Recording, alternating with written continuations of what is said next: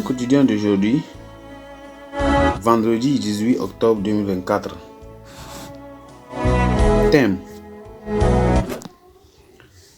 le royaume de Dieu n'est pas pour les pécheurs. Le royaume de Dieu n'est pas pour les pécheurs.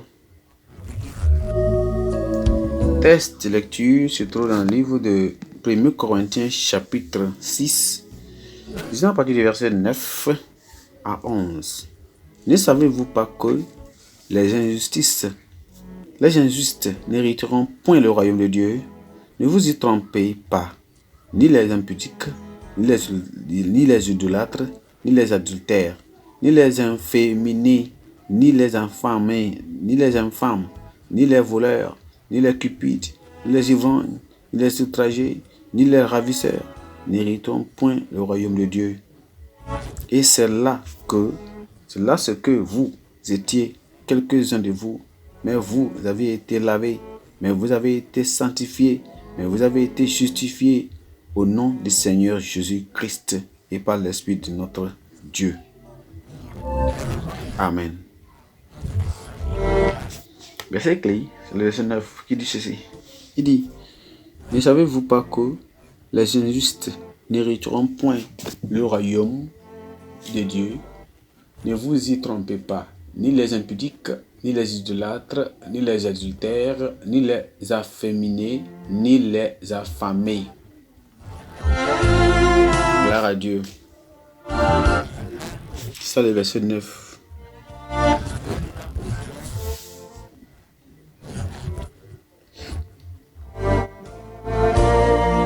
Un jeune homme revenait de voyager à l'étranger.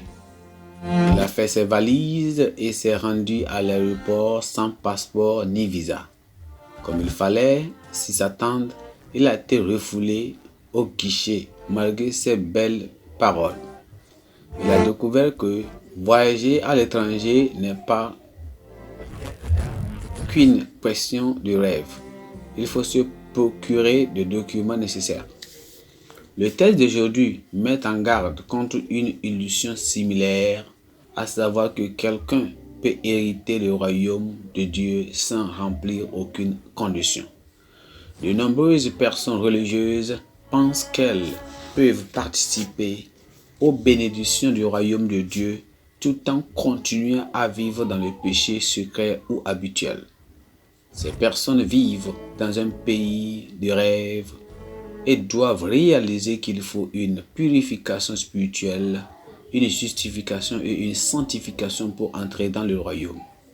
Ceux qui continuent à pratiquer la sensualité, le vol, la convoitise, l'ivrognerie, les mauvaises paroles sont disqualifiés du royaume ou du règne en roi et où sa volonté est faite avec les bénédictions qui en découlent. Le royaume de Dieu, c'est la justice, c'est la paix, c'est la joie. Dans le Saint-Esprit, aucune chose impure n'y entrera. Un enseignant de la Bible décrit le royaume de Dieu comme le peuple de Dieu à la place de Dieu, sous la domination de Dieu.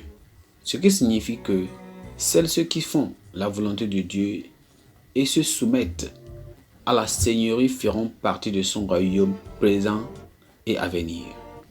La déclaration de l'apôtre Paul, selon laquelle certains des Corinthiens étaient des pécheurs qui avaient été lavés et transformés pour devenir héritiers du royaume de Dieu, comme un indice sur la manière de se qualifier pour participer au royaume de Dieu.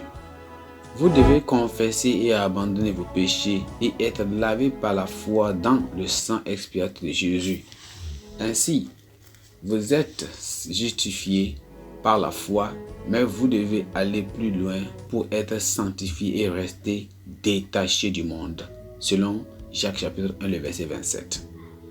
Les efforts humains pour se débarrasser du péché sont vains. Les pèlerinages, la pénitence, la participation à des activités religieuses et Les sacrifices ne peuvent justifier personne devant Dieu. C'est pourquoi, dans sa miséricorde et son amour infini, Dieu a envoyé Jésus, son Fils unique, dans le monde pour mourir pour vos péchés, afin que nous puissions être sauvés par lui. Jésus est le chemin, il est la vérité, il est la vie. Personne ne peut venir au Père ou accéder au royaume de Dieu si ce n'est par le Christ. Gloire à Dieu.